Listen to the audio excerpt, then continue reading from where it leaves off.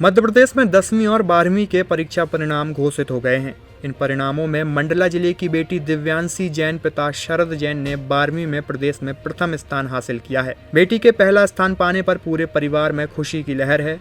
वहीं अपने रिजल्ट को लेकर दिव्यांशी जैन भी बेहद खुश हैं। मीडिया से बात करते हुए दिव्यांशी जैन ने कहा कि परिवार के सहयोग तथा योजनाबद्ध तरीके से की गई पढ़ाई का यही नतीजा है। दिव्यांशी के साथ साथ उनकी सहेली जानवी चंदेला ने 500 में से 476 अंक हासिल कर प्रवीण सूची में चौथा स्थान हासिल किया है। दोनों ही सिविल सर्विसेज में अपना करियर बनाना चाहती हैं।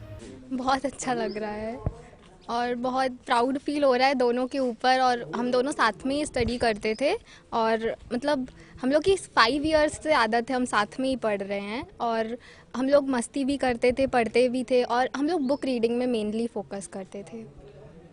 कॉल से मतलब मोबाइल का यूज़ करते थे और साथ पे पढ़ते थे और हम लोग यूट्यूब से भी हेल्प लेते थे और हमारे टीचर्स भी बहुत हेल्पफुल थे, डाउट सॉल्व करते थे और जो भी क्वेश्चंस पूछो हमेशा अच्छे से ही बताते थे। मेरा शेड्यूल अदर टॉपर्स की तरह नहीं था कि डेली 5-6 घंटे 6-7 घंटे डेली पढ़ने का शेड्यूल नहीं था। उसकी जगह ये बेटर होगा कि आप बैलेंस स्टडी करें, आप पढ़ाई पर भी फोकस करें और अपनी डेली लाइफ को एन्जॉयमेंट के साथ रहे।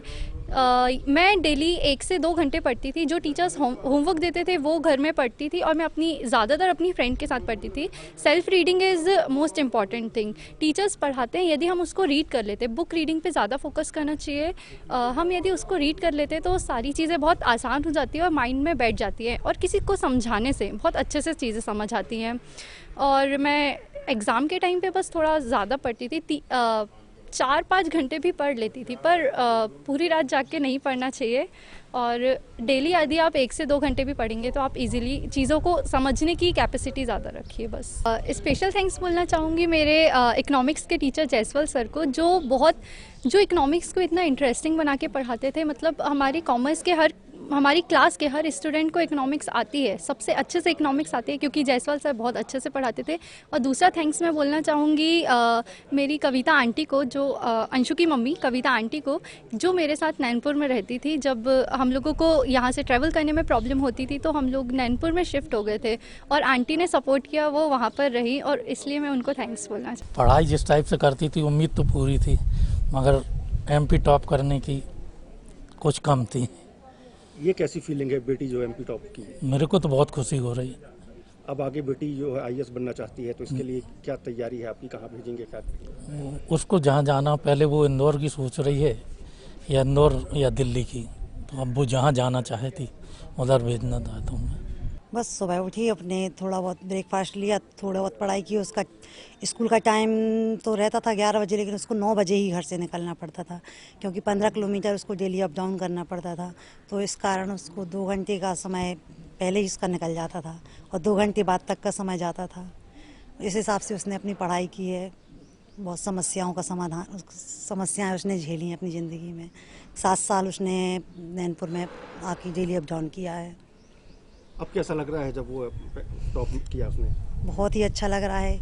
ना तो कभी उसने कोई कोचिंग ली है, सिर्फ सेल्फ अपने ऊपर ही उसने मतलब पूरा पढ़ाई ली है उसने और उसी के हिसाब से उसने अपने पढ़े। हमने कभी नहीं बोला उससे कि आप पढ़ाई करो, वो खुद। सन 1984 से हम लोगों ने नैनपुर विकास समिति के द्वारा ज्ञान ज्योति स्कूल की स्थापना की थी। आज हम लोग बहुत ज़्यादा प्रसन्न हैं। हमारे बच्चों ने हम लोगों के स्कूल का नाम, नैनपुर का नाम बहुत ऊपर उठाया है। हम लोगों को बहुत अच्छा लग रहा है। कितने बच्चों ने टॉप में जगह बनाई को? 10th में जो है 5 बच्चे स्टेट मेरिट में आए हैं और 2 बच्चे डिस्ट्रिक्ट मेरिट में आए हैं और 12th में 2 बच्चे स्टेट मेरिट में और 2 बच्चे जो है डिस्ट्रिक्ट मेरिट में आए हैं और एक बच्ची जो है वाणिज्य में जो है फर्स्ट आई है स्टेट में। कैसे अचीवमेंट हासिल करता है आपका इसको?